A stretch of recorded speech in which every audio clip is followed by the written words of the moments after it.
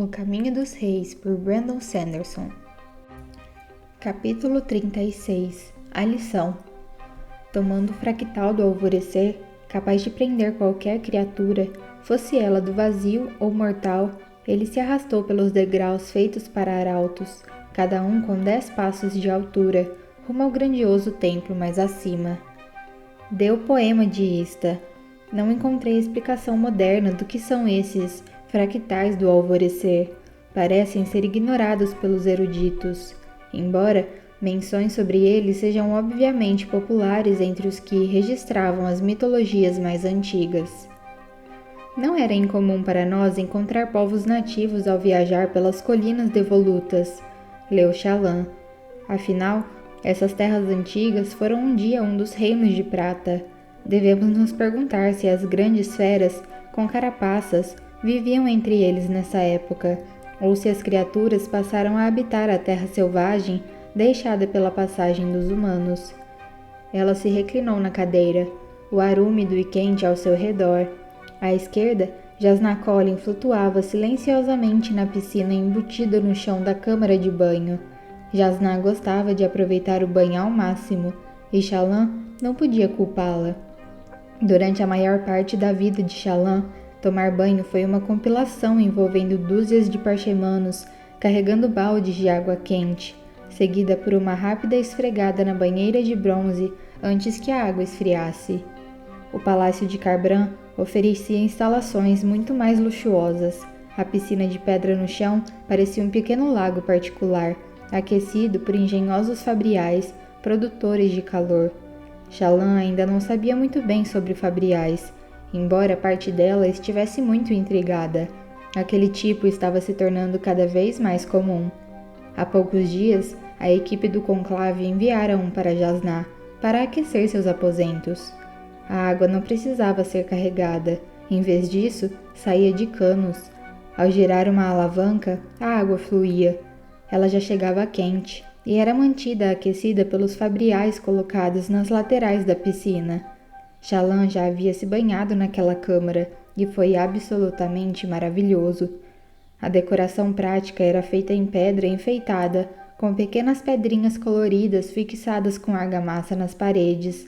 Shallan estava sentada ao lado da piscina, totalmente vestida, lendo enquanto esperava para servir Jasnah.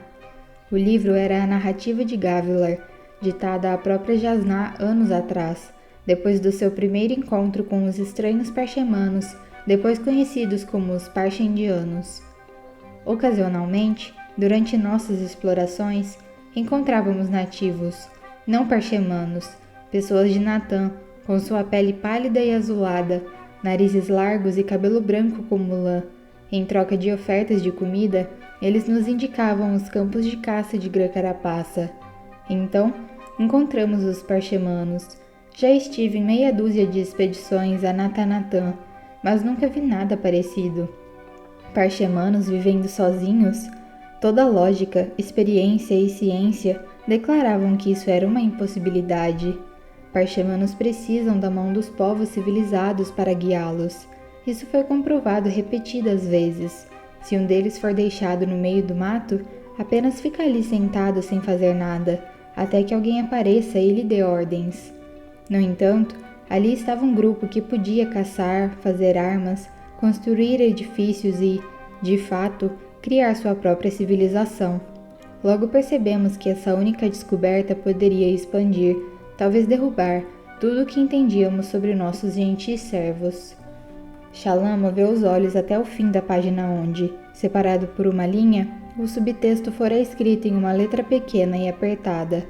A maioria dos livros ditados por homens tinham subtexto, notas acrescentadas pela mulher ou pelo fervoroso que escrevera o livro. Por um acordo tácito, o subtexto nunca era compartilhado em voz alta. Ali, uma esposa às vezes explicava, ou até contradizia, o relato do marido. A única maneira de preservar tal honestidade para futuras eruditas era manter a santidade e segredo da escrita. Deve ser notado, Jasnah havia escrito no subtexto daquela passagem, que adaptei as palavras do meu pai, seguindo suas próprias instruções, para torná-las mais apropriadas para a gravação. Isso significava que ela tornara o seu ditado mais erudito e impressionante. Além disso, pela maioria dos relatos, o rei Gavilar originalmente ignorou esses estranhos e autossuficientes parchemanos. Foi só depois da explicação de suas eruditas e escribas que ele compreendeu a importância do que havia descoberto. Esta inclusão não pretende realçar a ignorância do meu pai. Ele era, e é, um guerreiro.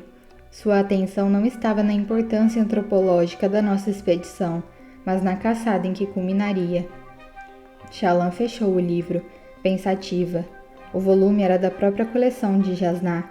O Palaneu possuía várias cópias, mas Shallan não tinha permissão de trazer os livros do Palaneu para uma câmara de banho. As roupas de Jasnah estavam em um banco do outro lado do recinto.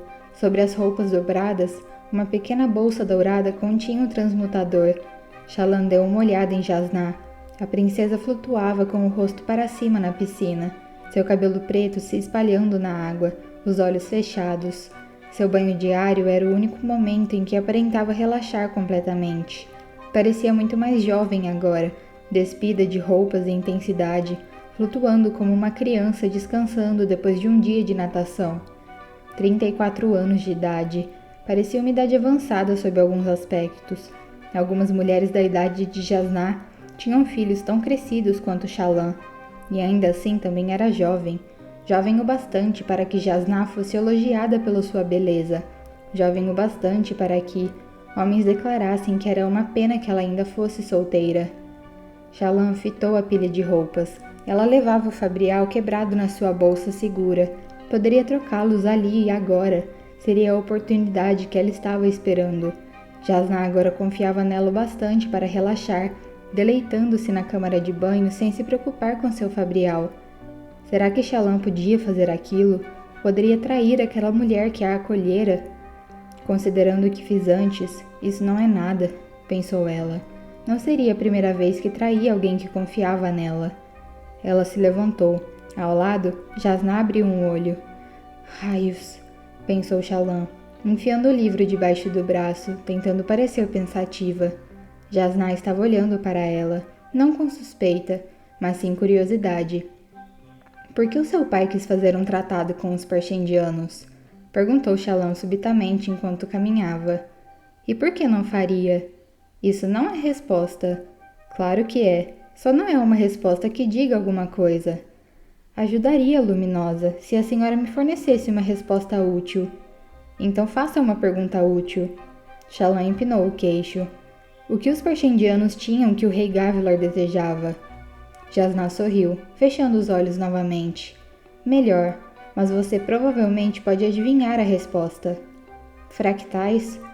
Jasnah assentiu, ainda relaxada na água. O texto não os menciona, observou Shallan. Meu pai não falava deles, disse Jasnah, mas por outras coisas que disse, bem, agora suspeito que foram o motivo do tratado. Mas é possível ter certeza de que ele sabia? Talvez ele só quisesse as gemas, coração. Talvez, disse Jasnah. Os Parshendianos pareciam achar graça do nosso interesse nas gemas trançadas em suas barbas. Ela sorriu. Você não imagina o nosso choque quando descobrimos onde eles as conseguiam. Quando os Lancerines morreram durante a limpeza de Aimia, pensamos que havíamos visto as últimas gemas coração de grande porte, e no entanto, havia outra grande besta com carapaça que as carregava, vivendo em uma terra muito distante de Kholinar. De qualquer modo, os Parshendianos estavam dispostos a compartilhá-las conosco, contanto que ainda pudessem caçá-las também. Para eles, se você se dava ao trabalho de caçar os demônios do abismo, tinha direito às gemas coração neles. Duvido que um tratado fosse necessário para isso. Porém, um pouco antes de partirmos de volta a Alecar, meu pai subitamente começou a falar com fervor sobre a necessidade de um acordo. Então, o que aconteceu? O que mudou? Não sei ao certo. Contudo, certa vez ele descreveu as estranhas ações de um guerreiro parshendiano durante uma caçada a um demônio do abismo. Em vez de pegar sua lança quando o Grã-Carapaça apareceu, esse homem esticou a mão para o lado de uma maneira muito suspeita. Só meu pai viu isso. Desconfio que ele achava que o homem planejava invocar uma espada. O parchendiano percebeu o que estava fazendo e parou. Meu pai não falou mais sobre isso, e presumo que ele não queria os olhos do mundo, ainda mais voltados para as planícies quebradas do que já estavam. Shallan tocou no seu livro. Parece um motivo tênue. Se ele tinha certeza em relação às espadas, deve ter visto mais coisas. Também tenho essa impressão, mas estudei o tratado cuidadosamente, depois de sua morte. As cláusulas para um comércio favorecido e passagem mútua pelas fronteiras foram quase um primeiro passo para anexar os parchendianos a Alecar como uma nação. Isso certamente teria impedido os parchendianos de negociar suas fractais em outros reinos, sem passar por nós primeiro. Talvez ele só desejasse isso. Mas por que matá-lo? Perguntou Shallan, de braços cruzados, caminhando na direção das roupas dobradas de Jasnah. Será que os parchendianos perceberam que ele pretendia ficar com suas espadas fractais e o atacaram preventivamente? É incerto, disse Jasnah. Ela parecia cética. O que ela pensava dos motivos dos parchendianos para matar Gavilar? Shallan quase perguntou, mas tinha a sensação de que não conseguiria tirar mais nada de Jasnah. A mulher esperava que Shallan pensasse e chegasse às próprias conclusões. Shallan parou ao lado do banco. A bolsa com o transmutador estava aberta, com os cordões soltos. Ela podia ver o precioso artefato enrolado no interior. A troca seria fácil. Ela havia usado uma parte considerável do seu dinheiro para comprar gemas idênticas às de Jasnah e as colocara no transmutador quebrado. Os dois agora eram exatamente idênticos. Ela ainda não aprendera nada sobre o uso do fabrial. Tentava encontrar uma maneira de perguntar, mas Jasnah evitava falar sobre o transmutador.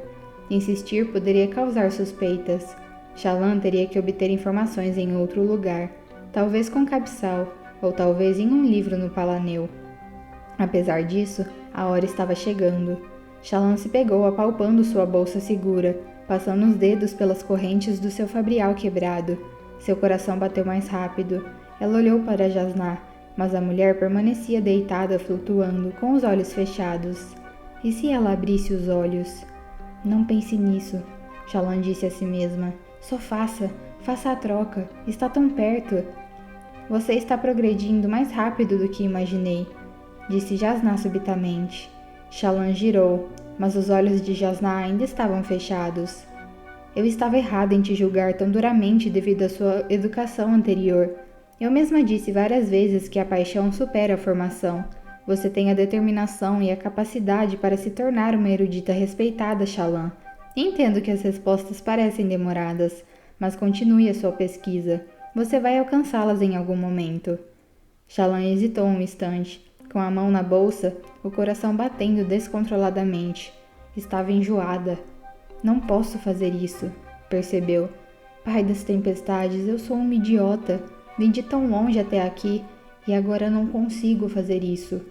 Ela removeu a mão da sua bolsa segura e percorreu a câmara de banho até voltar à sua cadeira. O que ia dizer aos irmãos? Que havia acabado de condenar sua família? Ela se sentou, deixando o livro de lado e suspirando, fazendo com que Jasnah abrisse os olhos. Jasnah olhou-a por um instante. Depois, se endireitou na água e fez um gesto pedindo o sabão capilar. Trincando os dentes, Shallan se levantou e pegou a bandeja de sabão para Jasnah, levando-a e agachando-se para oferecê-la à sua mestra. Jasnah pegou o sabão em pó e misturou-o na mão, fazendo espuma com ele antes de aplicá-lo no seu liso cabelo preto com as duas mãos. Mesmo nua, Jasnah Kholin mostrava compostura e controle. Talvez tenhamos passado tempo demais em ambientes fechados ultimamente, observou a princesa. Você parece tensa, Shallan. Ansiosa. Estou bem, respondeu Shallan bruscamente. Claro. Como demonstrado pelo seu tom perfeitamente razoável e relaxado. Talvez precisemos transferir parte do seu treinamento de história para algo mais prático, mais visceral. Como a ciência natural? Perguntou Shallan, se animando. Jasnah inclinou a cabeça para trás. Shallan se ajoelhou em uma toalha ao lado da piscina. Depois usou a mão livre para massagear o sabão nas exuberantes mechas de sua mestra. Estava pensando em filosofia, replicou Jasnah. Shallan hesitou. Filosofia? De que isso serve? Não é a arte de não dizer nada usando o máximo possível de palavras? A filosofia é um importante campo de estudo, disse Jasná severamente, particularmente se você vai se envolver na política da corte. A natureza da moralidade deve ser considerada, e de preferência, antes que a pessoa seja exposta a situações onde uma decisão moral é necessária. Sim, Luminosa, embora eu não consiga ver como a filosofia é mais prática do que a história. A história, por definição, não pode ser experimentada diretamente. Enquanto está acontecendo, ela é o presente, e esse é o domínio da filosofia. Isso é só uma questão de definição. Sim, disse Jasná. Todas as palavras tendem a estar sujeitas ao modo como são definidas. Pode ser, disse Shallan, inclinando-se para trás, deixando Jasná mergulhar seu cabelo para lavar o sabão. A princesa começou a esfregar sua pele com o sabão moderadamente abrasivo. Essa foi uma resposta particularmente inócua, Shallan. O que aconteceu com sua sagacidade? Shallan olhou para o banco e seu precioso fabrial. Depois de todo aquele tempo, ela se provara fraca demais para fazer o que precisava ser feito. Minha sagacidade está em um intervalo temporário, Luminosa, aguardando a avaliação das suas colegas, a sinceridade e a coragem. Jasná levantou uma sobrancelha para ela. Shallan sentou-se sobre os calcanhares, ainda ajoelhada sobre a toalha. Como você sabe o que é certo, Jasná? Se não ouve os devotários, como pode decidir? Isso depende da filosofia de cada um. O que é mais importante para você? Eu não sei. Não pode me dizer? Não, replicou Jasná. Se eu fornecer as respostas, não serei melhor que os devotários, que impõem crenças. Eles não são malignos, Jasná, exceto quando tentam dominar o mundo. Os lábios de Shallan viraram uma linha fina. A Guerra da Perda havia destruído a hierocracia, fragmentando o vorinismo em devotários. Esse era o resultado inevitável de uma religião tentando governar. Os devotários deviam ensinar a moral, não forçar seu cumprimento. A aplicação era para os olhos claros. Você me diz que não pode me dar respostas, mas não posso pedir o conselho de uma pessoa sábia, alguém que já tenha passado por isso. Por que escrever nossas filosofias, tirar nossas conclusões, se não para influenciar outros? Você mesma me disse que a informação é inútil, a menos que a usemos para fazer julgamentos. Jasná sorriu, mergulhando os braços e removendo o sabão. Shallan captou um brilho de vitória nos seus olhos. Ela não estava necessariamente advogando ideias, porque acreditava nelas. Ela só queria provocar Shallan. Era de enlouquecer. Como Shallan poderia saber o que ela realmente pensava se adotava pontos de vista conflitantes como aquele? Você age como se houvesse uma resposta, disse Jasná, saindo da piscina e acenando para que Shallan pegasse uma toalha. Uma resposta única e eternamente perfeita. Shallan apressadamente acudiu com uma toalha grande e felpuda. Não é esse o propósito da filosofia? Encontrar as respostas? Buscar a verdade, o verdadeiro significado das coisas? Enquanto se enxugava, Jasná ergueu a sobrancelha. O que foi? Indagou Shallan, subitamente insegura. Acredito que está na hora de um exercício de campo, fora do Palaneu. Agora? Perguntou Shallan. É tão tarde? Eu disse que a filosofia era uma arte prática, disse Jasná, envolvendo o corpo com a toalha, então esticando o braço para tirar o transmutador da sua bolsa. Ela dispôs as correntes entre seus dedos, fixando as gemas no dorso da mão. Vou provar para você. Vamos, ajude-me a vestir. Quando criança, Shallan apreciara aquelas noites quando conseguia escapulir para os jardins. Quando a cobertura da escuridão pousava sobre o terreno, ele parecia um lugar inteiramente diferente. Naquelas sombras, ela era capaz de imaginar que os petrobulbos, as cascas pétreas e as árvores eram algum tipo de fauna estrangeira. O som das patas de caranguejo saindo de rachaduras se tornava as pegadas de pessoas misteriosas de terras longínquas. Mercadores de olhos grandes de Shinovar, um cavaleiro de Grã-Carapace de Cadrix, um marinheiro de Barcaça de Lagapouro. Ela não imaginou as mesmas coisas enquanto caminhava por Cabran à noite. Fantasiar andarilhos sombrios na noite antes foi um jogo instigante, mas ali, andarilhos noturnos provavelmente eram reais. Em vez de se tornar um lugar intrigante e misterioso à noite, Carbran parecia basicamente igual para ela, só mais perigosa. Jasná ignorou os chamados dos puxadores de riquixá e carregadores de palanquim. Ela caminhava lentamente em um belo vestido violeta e dourado, seguida por Shallan em seda azul. Jasná não se dera ao trabalho de fazer um penteado depois do banho, e seus cabelos caíam soltos em uma cascata sobre os ombros, quase escandalosos em sua liberdade. Elas caminharam pela Halinsa, a principal avenida que descia a colina em zigue-zague, conectando o conclave e o porto. Apesar da hora avançada, a rua estava apinhada, e muitos dos homens que caminhavam ali pareciam levar a noite dentro deles. Eram mais rudes e de rosto mais sombrio.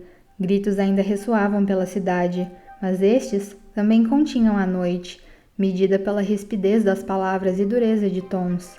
A colina íngreme e curva que formava a cidade não estava menos apinhada de edifícios do que de costume, mas eles também pareciam ter se retraído na noite, escurecidos, como pedras queimadas em um incêndio, restos ocos.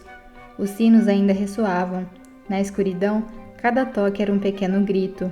Eles tornavam o vento ainda mais presente, uma coisa viva que causava uma cacofonia de carrilhões ao passar. Uma brisa surgiu, e uma avalanche de som atravessou a Halinsa.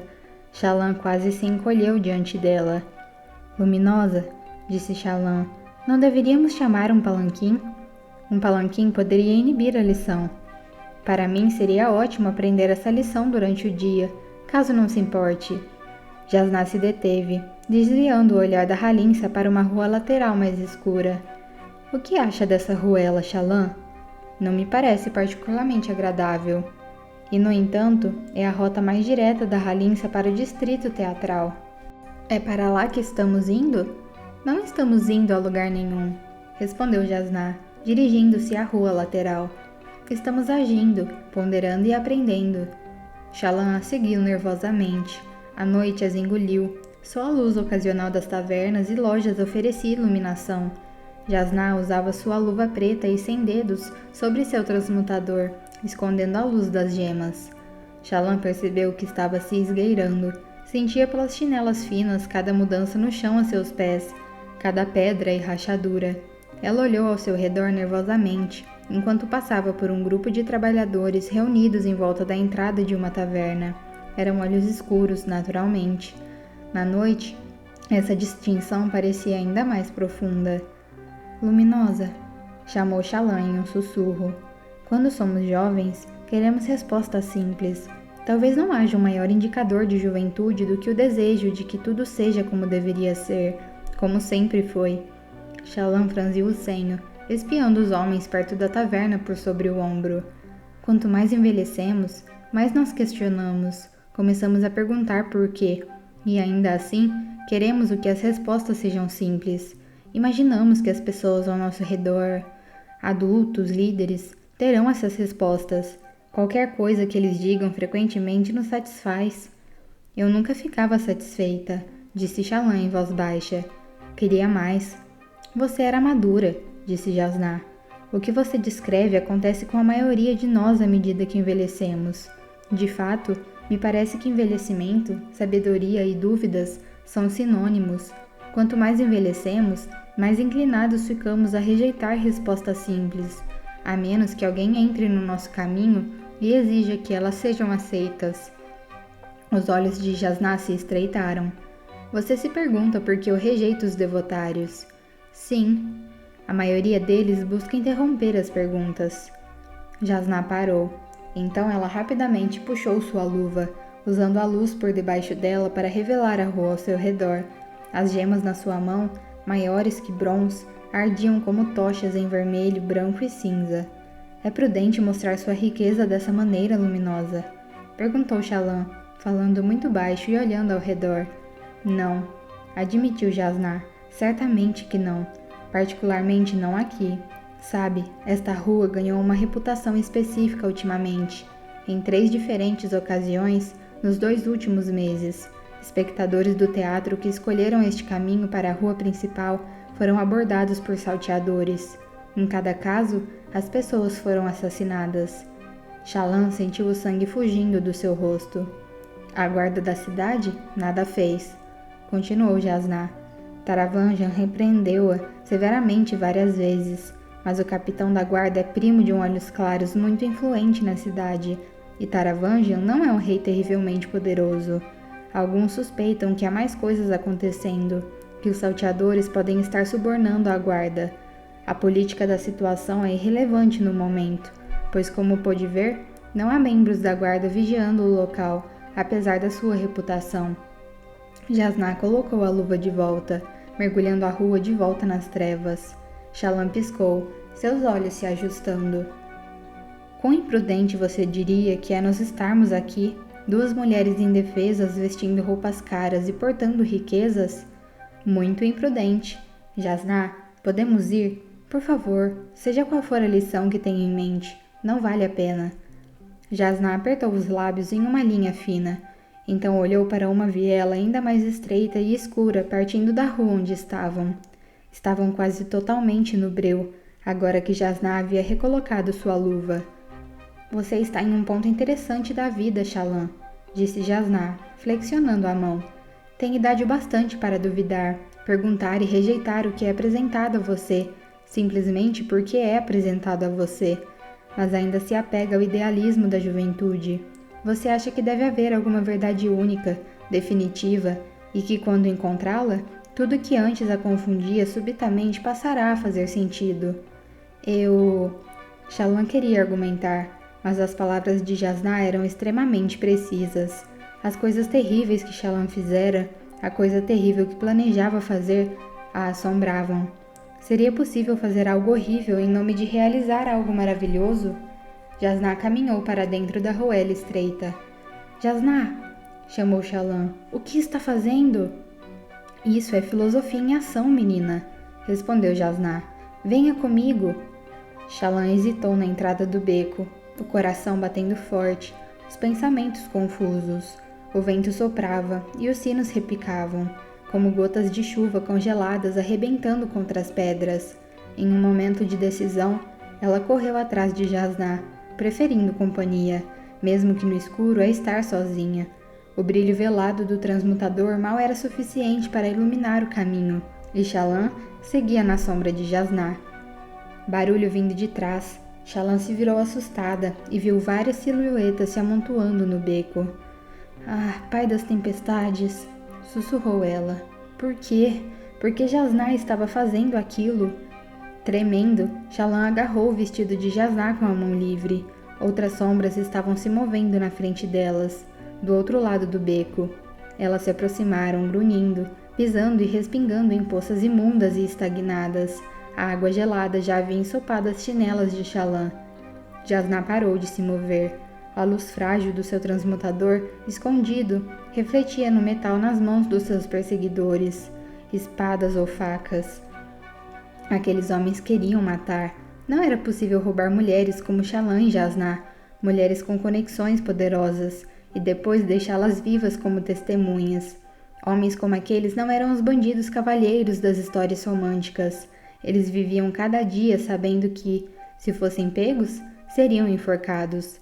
Paralisada de medo, Shallan nem mesmo conseguia gritar.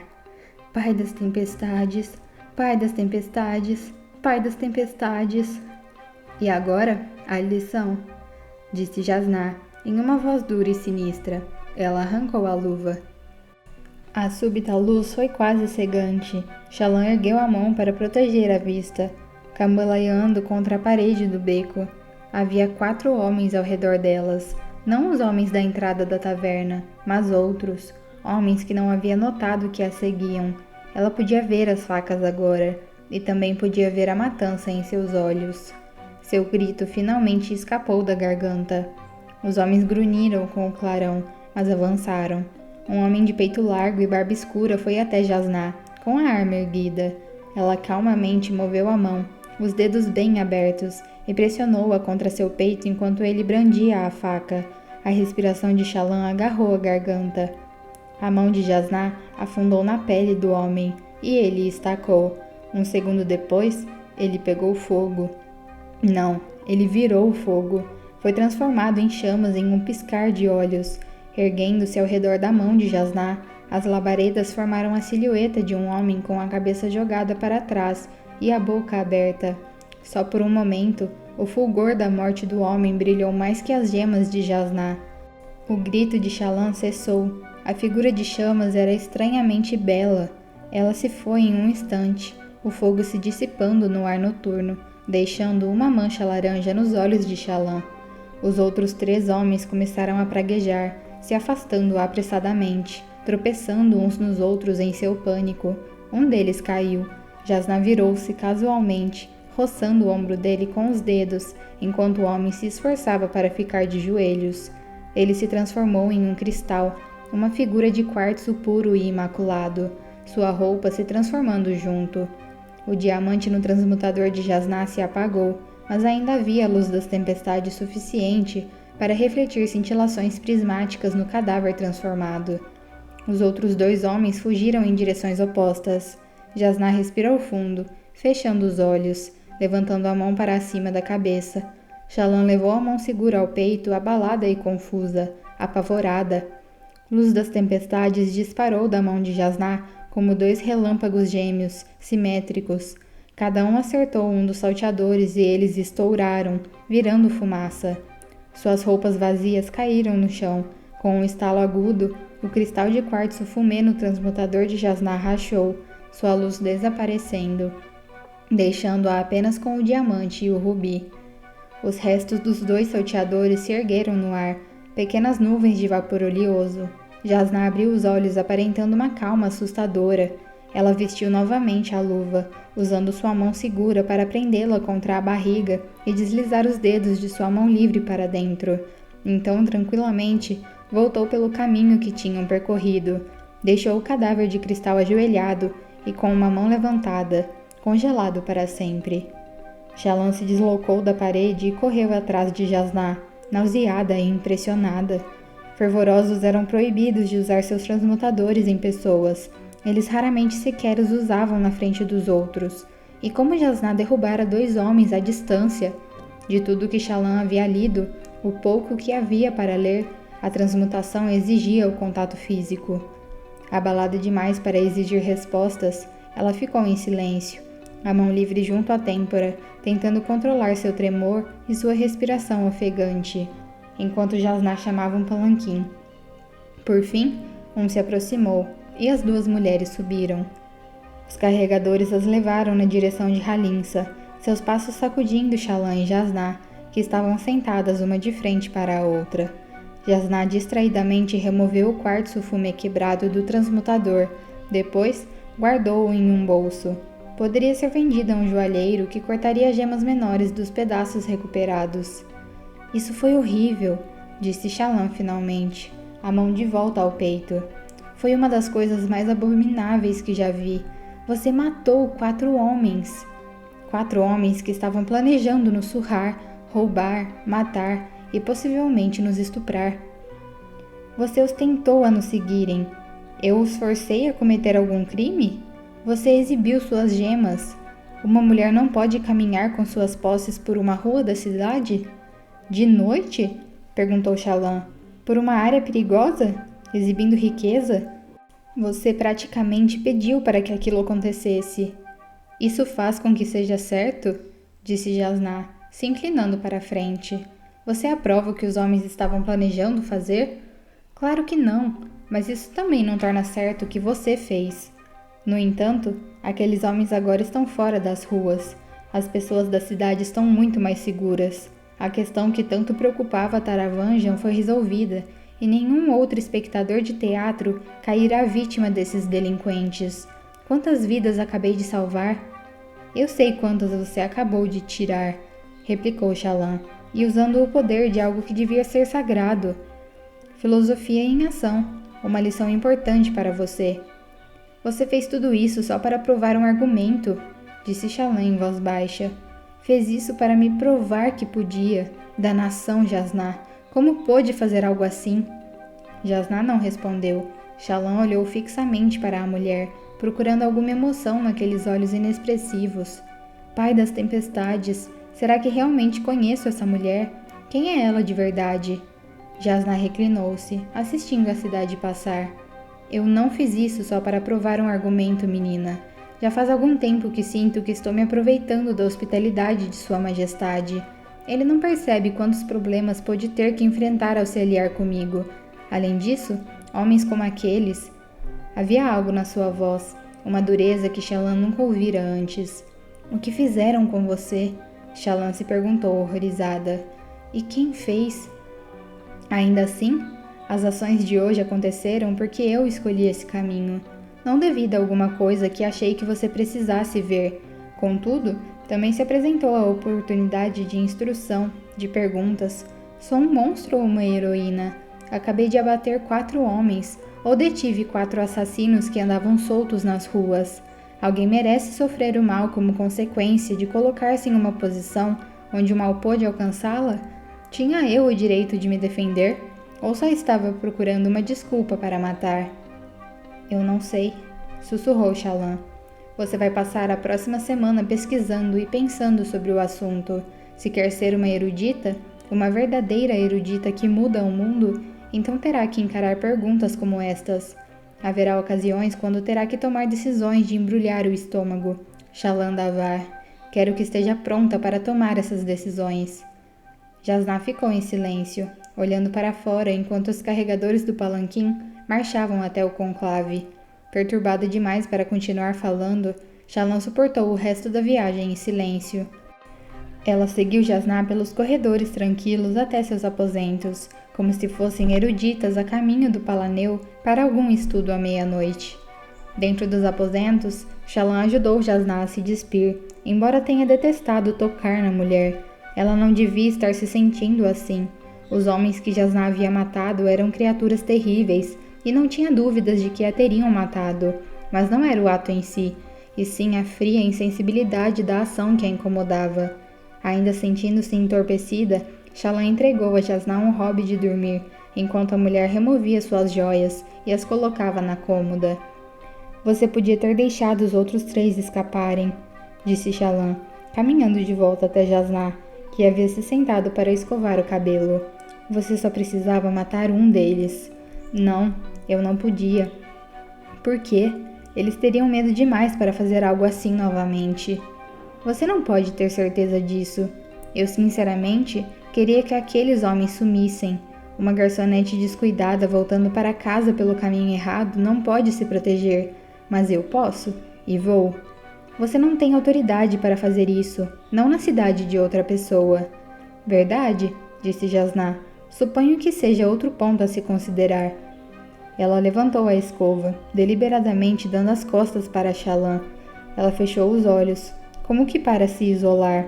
O transmutador estava na cômoda ao lado dos brincos de Jasnah. Shallan cerrou os dentes, segurando o macio robe de seda. Jasnah estava sentada, usando apenas a combinação, escovando o cabelo. Haverá ocasiões quando terá que tomar decisões de embrulhar o estômago, Shallan Davar. Eu já as encarei. Estou encarando uma agora. Como Jasnah ousou fazer aquilo? Como ousou incluir Shallan naquilo? Como ousou usar algo tão belo e sagrado como um instrumento de destruição? Jasnah não merecia possuir o transmutador. Com um rápido movimento de mão, Shallan colocou o robe dobrado sob seu braço seguro. Então, enfiou a mão na sua bolsa segura e removeu o quartzo fumê intacto do transmutador de seu pai. Ela andou até a cômoda e, usando o movimento de colocar o robe na cômoda como disfarce, fez a troca. Ela deslizou o transmutador funcional para dentro da manga de sua mão segura, dando um passo atrás quando Jasnah abriu os olhos e encarou o robe, que agora repousava inocentemente ao lado do transmutador não funcional. A respiração de Shallan ficou presa na garganta. Jasnah fechou os olhos novamente, entregando a escova para Shallan. 50 escovadas esta noite, Shallan. Foi um dia cansativo. Shallan moveu-se automaticamente, escovando o cabelo de sua mestra, enquanto agarrava o transmutador roubado na mão segura, apavorada com a possibilidade de Jasnah notar a troca a qualquer momento. Ela não notou, não quando vestiu o robe, não quando guardou o transmutador quebrado na caixa de joias e trancou-a com a chave que usava ao redor do pescoço enquanto dormia. Shallan saiu do quarto abalada, as emoções em turbilhão, exausta, enojada, confusa, mas sem ser descoberta.